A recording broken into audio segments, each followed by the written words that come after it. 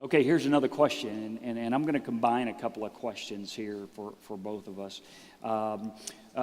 Question here is this: how do you get through a big mistake and move from healing to trusting again? So I think what they're asking here is, all right, a mistake has been made in a relationship. I am healing, but I know I need to move to trusting again, if that makes sense. Another question on here talked about my analogy this morning about not keeping account of wrongs that are suffered, that you're constantly wiping off the mistakes that the other one made in the relationship. But they added, what if it's been written in permanent marker? And I know, James, you've touched on this in the past, that when we've experienced a big failure in our lives, maybe it's marriage, and one of the questions had to do with infidelity, but in relationships and friendships, someone really you were close to stabbed you in the back, or something happened, that it's, you'll never forget that, but you have to heal. And maybe that's what they're asking: how do I get through the healing process to trusting, which has to go through forgiveness somewhere? So I'm going to give you the first shot at that. Wow, why don't you go for it? No, I can't even ask the question. You answer that question. Whoa, boy. That's a hard one.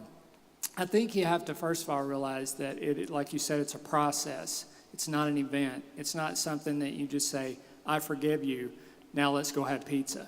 I forgive you, now let's go watch a game. Because I see a lot of couples, they'll say, well, I forgive you, and then the husband or wife will say, yeah, but he's still upset at me. She's still sad. And it's going to take a while. There was a good book back in the 80s called On Death and Dying by Elizabeth Kubler-Ross. And she talked about going through different stages when someone dies: denial, anger, bargaining, depression, acceptance. And really, we go through those same with any loss. Boyfriend and girlfriend break, you hear they cheated on you. Oh, it can't be true. And then you deny it, anger. Then you get mad at them. Then you go through a period of bargaining. Well, if you won't do that anymore, I'll come back to you. Then you go through a period of depression where you're sad. Well, if you decide to stay with them, but you're still worried they might cheat on you again. Then finally you get to acceptance. We go through that all the time. So I try to encourage, whether it's couples I'm working with or individuals who've been hurt in relationships, that's not going to occur automatically. That it takes time to get over that, and we have to be patient with each other, and sometimes they might need to talk about it, and it's okay. Now, I also say, don't talk about it all the time. Don't bring it up when you're out on a date, date night with your spouse, or at dinner, while the family's over.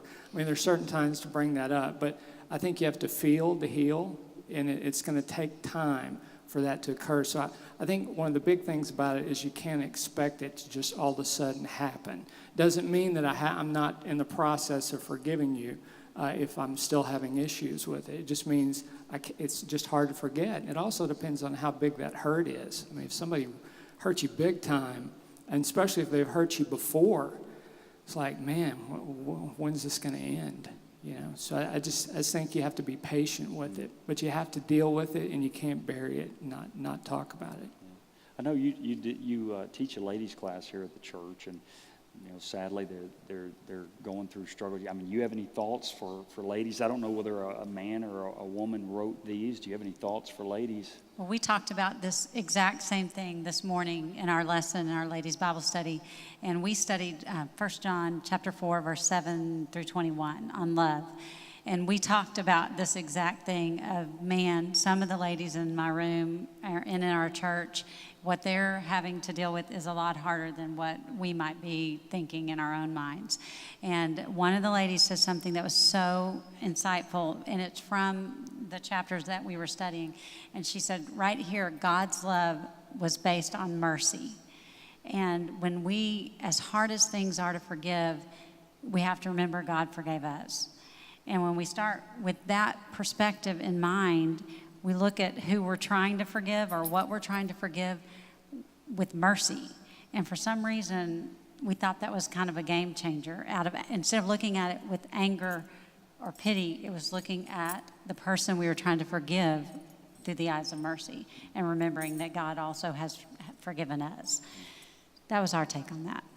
I think, and this maybe puts these two together as I think about, people I've met with and talked with. and how do you get through the healing process, the trusting again. I think there's probably two sides to the same coin. If you're in a relationship, this is relationship goals, whether it's a really good friend, girlfriends or boyfriends, whatever it is, that they've really done something to the other. I think there's two sides of the same coin. There's two people in every relationship. There's one that has to give the forgiveness, which you addressed, is they have to be willing to forgive and willing to let go and although it'll always be in their mindset, they have to be willing to honestly say, I'm going to forgive this person for whatever they've done.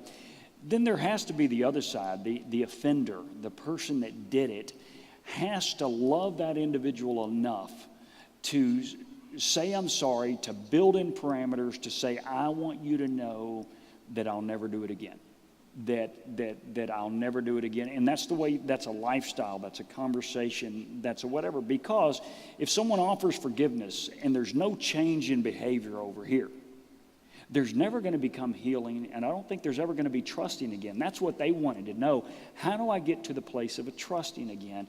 And so I think if it's a husband or wife who's talking about a spouse that did something wrong, if there's not any real change in behavior of the spouse, probably trust is never going to come again. Children too. And with your children too. Do you have any thoughts you want to add to that? Well, it's like you continually pull the scab off. Yeah.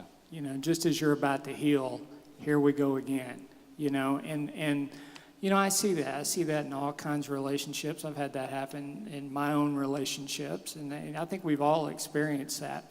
I think the answer is different if you're dealing with marriage as opposed to if you're dealing with a dating relationship or a friendship. Some friendships, and we have to teach this to our kids, that maybe this friendship is just not going to work. You're getting hurt over and over again. I'll have kids say, I walk home with him every day and he just bullies me. And I have a thought, hey, don't walk home with him.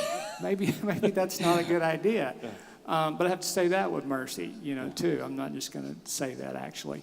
But some relationships just aren't going to work. And that's part of growing up is with kids, they have to learn that, okay, relationships change. I might have new friends from elementary to middle school to high school. That's a normal part of life. And parents have to help normalize that for their kids, that just happens. Or if you're dating somebody and you're in an abusive relationship, there's a lot of signs that come up for that. You have to be open to that. You have to, listen to people around you, and you have to get out of it. And sometimes our kids won't. We have to help do that for them. But in a marriage, we've made that commitment. We've made that covenant. And a lot of times we think, well, maybe I didn't marry the right person. But actually, the person you marry is the right person. We just have to find a way to make that work. I think Zig Ziglar said one time that, something about if you're consistently trying to make somebody that's the wrong. Actually, I don't even remember what he said, but it was really good. It was pretty powerful. I had it with me just a second ago. The point is if we keep treating the wrong person the right way long enough, they change. There was some really good saying in there. I just can't remember exactly what it was. Well, I do think the hard part of this question is how do you forget what you're forgiving for? Plays into it.